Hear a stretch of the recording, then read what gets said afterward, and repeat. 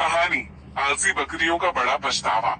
गांव के उस छोर पर जहां खेतों की हरियाली दूर तक बिछी रहती थी और हवा में मिट्टी की सौंधी खुशबू घुली रहती थी, वहीं एक बूढ़ा किसान अपने छोटे से घर में अपनी 3 बकरियों के साथ रहता था। किसान का नाम हरिया था। उसके चेहरे की झुर्रियों में बरसों की मेहनत की कहानियां छुपी थीं। वो रोज सुबह उठकर खेतों में जाता, मिट्टी को उलट पलट कर नया जीवन बोता, फिर शाम को घर लौटकर बकरियों को ताजा चारा डालता। पर उसकी 3 बकरियां काली, धप्पू और मुनिया बेहद शरारती और आलसी थीं। उन्हें हरी हरी घास चबाना तो पसंद था, पर खेतों में जा जाकर अपने लिए चारा ढूंढने की मेहनत उन्हें बिल्कुल नहीं भाती। वो सोचती, जब मालिक खुद हमारे लिए चारा काट लाता है तो हम क्यों जरा भी जमीन पर अपने नाजुक पैर रखें और दिन भर वही आंगन में पड़ी रहती। कभी अपनी पूंछ हिलाती, कभी एक दूसरे को सींग मारती, तो कभी झपकी लेती। एक दिन किसान हरिया बीमार पड़ गया। उसकी कमर में ऐसा दर्द उठा कि वो बिस्तर से उठ भी नहीं सका। उसने बकरियों को देखा और धीरे से कहा, मेरी प्यारी बकरियों, अब कुछ दिन तुम्हें अपने लिए खुद चारा ढूंढना पड़ेगा। खेत में बहुत हरी घास है, जाओ और अपने पेट भर लो। पर बकरियों ने कान ही नहीं दिया। उन्होंने सोचा, हम क्यों जाएं खेतों में, जहां आंगन में भी कुछ सूखी घास पड़ी है, उसे ही खा लेंगे। अगले 2 दिन तक उन्होंने वही बासी घास चबाई, पर धीरे धीरे उनका पेट भरना भी बंद हो गया।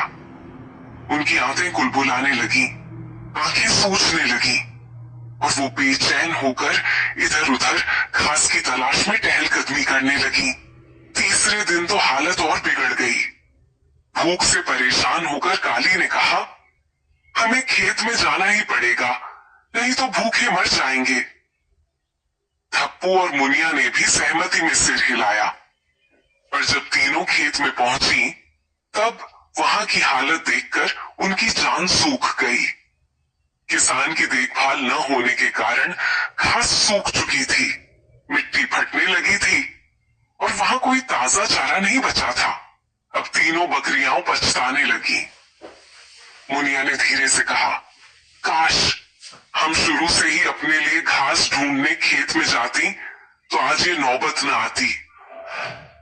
धप्पू बोली, हाँ, हमें आलसी नहीं होना चाहिए था। अगर हम भी खेत की देखभाल में किसान की मदद करती तो खेत हरा भरा रहता और हम भूखी ना होती।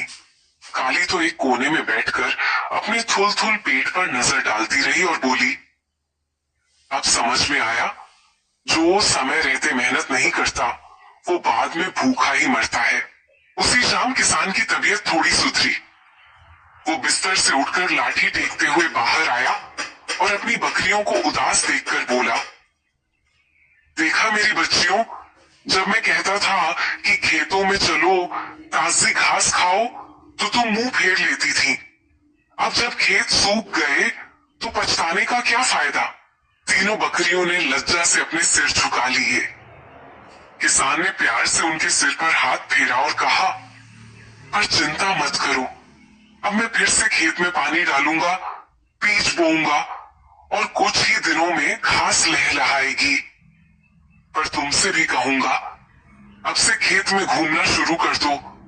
ताजी हवा, खुला आसमान और मेहनत तुम्हें हमेशा स्वस्थ रखेंगे। कहानी से सीख।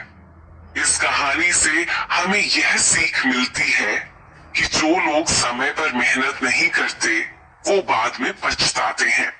मेहनत करने से ही जीवन में ताजगी और सुख बना रहता है।